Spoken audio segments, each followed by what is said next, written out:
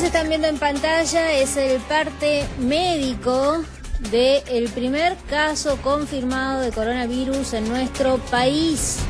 Recuerden ustedes que el paciente es un hombre de 43 años que había estado en Italia durante los últimos 10 o 14 días, estaba de vacaciones, llegó a nuestro país asintomático, sin síntomas, pero después, ¿qué pasó? El domingo cuando llegó, mientras Alberto Fernández daba inicio a las sesiones ordinarias, este hombre empezó a sentirse muy afiebrado, decidió ir a la clínica y confirmaron el caso. Los detalles con el doctor Claudio Santamaría. ¿Cómo le va, doctor? Bienvenido. ¿Cómo te va? Muy buenas tardes. La verdad que hoy la conferencia de prensa que iba a ser a las 15 horas y se demoró casi 40 minutos, el ministro de Salud, Ginés García, junto al ministro de Salud de la Ciudad de Buenos Aires y Carolina Vizcarra, que es la secretaria de Acceso a la Salud, dieron el comunicado que oficialmente ingresó esto que vos contabas, un paciente que había viajado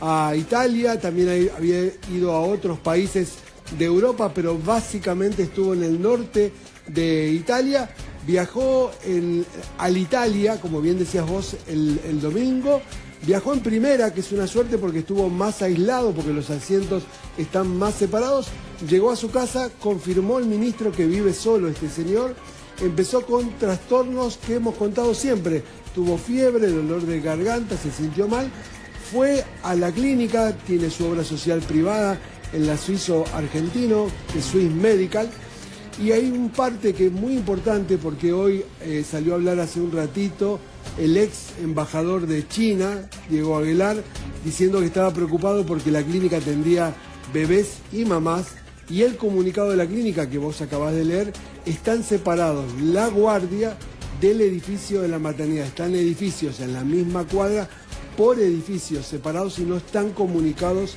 entre sí. Este paciente llegó a la guardia, contó que se sentía mal, el hospital, el sanatorio tenía activado el protocolo de bioseguridad, se lo aisló al paciente, se le puso un barbijo, que ahora vamos a decir si alguien tiene síntomas, porque hay un dato muy importante, que llegan a la Argentina miles de personas de China y de Europa a la Argentina. Este es el primer caso confirmado, habíamos tenido varios alertas y el sanatorio lo aisló al señor, está internado, tiene, como bien decías vos, 43 años, está en buen estado de salud y el ministerio han dado una serie de recomendaciones muy importantes que hacer. De los miles de personas que vinieron de Europa y China, que hoy ya están en la Argentina, tienen que tener en cuenta lo siguiente. Si alguien sabe que vino de China o de Europa o de cualquier país que tenga circulación, tiene que hacer dos cosas muy importantes. Primero, quedarse en su casa y quedarse aislado. ¿Por qué? Porque cuando uno no tiene síntomas y si tiene el virus, se infectó en alguno de los lugares donde estuvo circulando, lo puede transmitir con la gente que convive o si va a un cumpleaños o una fiesta, se transporta. Primera cosa, hacer un aislamiento. ¿Cuántos días puede estar asintomático la persona que por ahí tenga el virus? Mira, cuando empezó la epidemia, que recién supimos el primer caso en diciembre, decíamos 7 días. Hoy estamos diciendo 14 días de aislamiento por el tiempo de incubación y hay algún reporte que en algún caso extremo podía durar hasta 20 o 24. El promedio del periodo de incubación son entre 7 y 14 días. Si en ese periodo no tenés síntomas de fiebre, dolor de cabeza, te duele la garganta, tos y dificultad para respirar, habitualmente no lo tenés. Si tenés alguno de estos síntomas, esto es muy importante, no ir al hospital. Llamar al hospital si tenés obra social o llamar al hospital si vas a un servicio público. ¿Para qué? Para que no contagies cuando vayas al hospital. Si no tenés la suerte de que estás en un lugar donde la asistencia pública, estatal, no puede ir a tu domicilio, digo, en muchos lugares, en Capital, en el conurbano, tenemos el SAME que puede ir un médico a verte y vos reportás, porque es importante que no se contagie el personal de salud.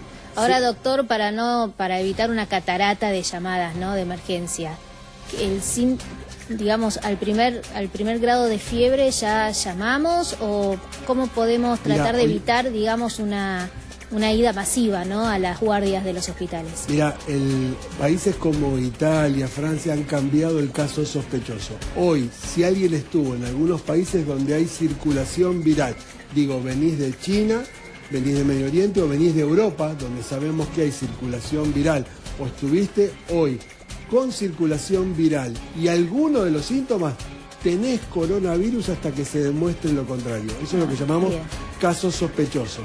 Entonces digo, termino lo que contaba antes, que es muy importante.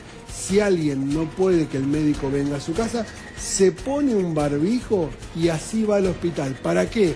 Para que en el transporte, en el colectivo, el tren, el subte, el remis que te puedan llevar, no contagies a otro. Y un dato muy importante que agregaron hoy en la conferencia de prensa que se dio, no solo te pones un barbijo, sino que te lavas las manos con agua y jabón 20 segundos, lo que tardás en cantar 2 veces el feliz cumpleaños, para que ni tus manos ni la vía respiratoria contagies. Llegás al hospital, contás lo que tenés, y el hospital, todos los hospitales y todo el sistema de salud, tanto privado como estatal, están preparados para atender estos casos. Y una vez que llega al hospital, también anunciaba hoy el ministro, no esperar en la guardia, decir, miren, yo puedo ser portador de coronavirus. No quedarse en la guardia, porque eso también representa un riesgo para el resto de las personas que están ahí. Para las personas que están en la sala de guardia. Por eso digo, viajar con barbijo, si no pudiste llamar a tu casa, avisar esta situación apenas llegás, y ahí activa el protocolo, todo el sistema de salud, tanto privado como estatal. Estos datos son muy importantes porque ¿qué queremos hacer?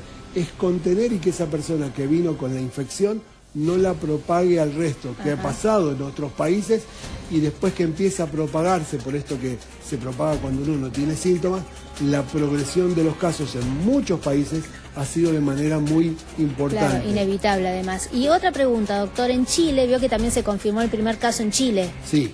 Al paciente, que era un hombre joven, más joven que el argentino, 33 años creo que tiene, determinaron que sí, que tenía el virus, el COVID-19, pero lo mandaron de nuevo a su casa, y me pareció, a mí por el sentido común, me pareció bien, porque si no, los hospitales que tienen que designar una habitación para aislar a los pacientes por cada paciente que tenga el virus, se quedan sin habitaciones en muy poco tiempo. ¿Está bien enviarlo a la casa? Esto que vos decís es muy importante. Si el paciente no tiene, recordemos que la enfermedad, el 80% tiene síntomas leves o no tiene síntomas.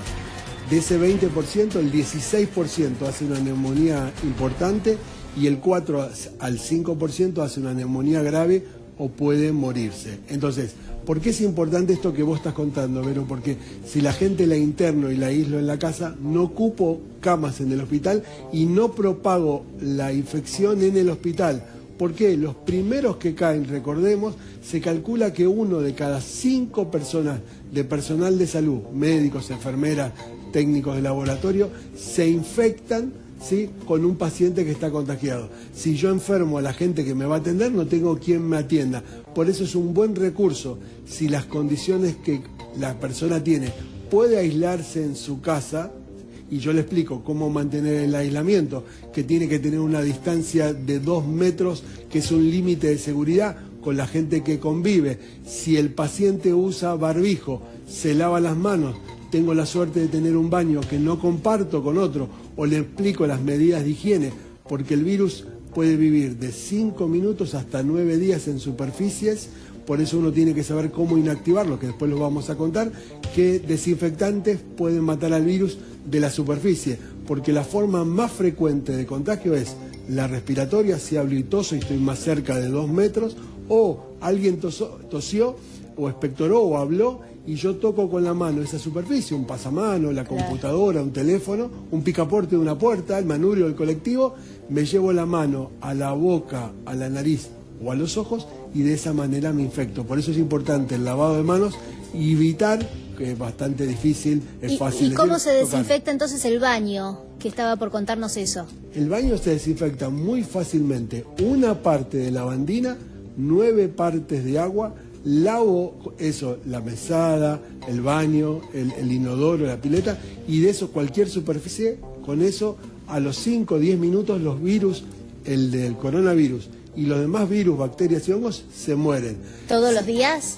Cuando, claro, una vez por día por lo menos, y si tosió tiene más. Y si hay alguna superficie que se lesiona por el cloro, suponete que te tosió cerca de tu ropa, si le pones lavandina se va a arruinar. podés hacer que con agua oxigenada al 6% se vende al 10%, o con alcohol etílico también se puede inactivar y se puede matar de esta manera fácilmente el virus fuera del cuerpo. Por eso es importante estas medidas de desinfección que llamamos intensivas. Y muy cortita, no sirven los aerosoles que dicen matar el 99,9% de las bacterias. No, no está comprobado. Con lavandina... y no con detergente tampoco, tiene sí o sí lavandina. Mezclar lavandina, una parte de lavandina, 9 partes de agua, alcohol al 70 o agua oxigenada al 6, eso garantizado por la Organización Mundial de la Salud, mata el virus, y en un rato te contamos más novedades del coronavirus. Bueno, qué suerte que está acá con nosotros, doctor, porque tengo muchísimas dudas y la gente que nos está viendo también. Hacemos una breve pausa, ya volvemos con todos los detalles.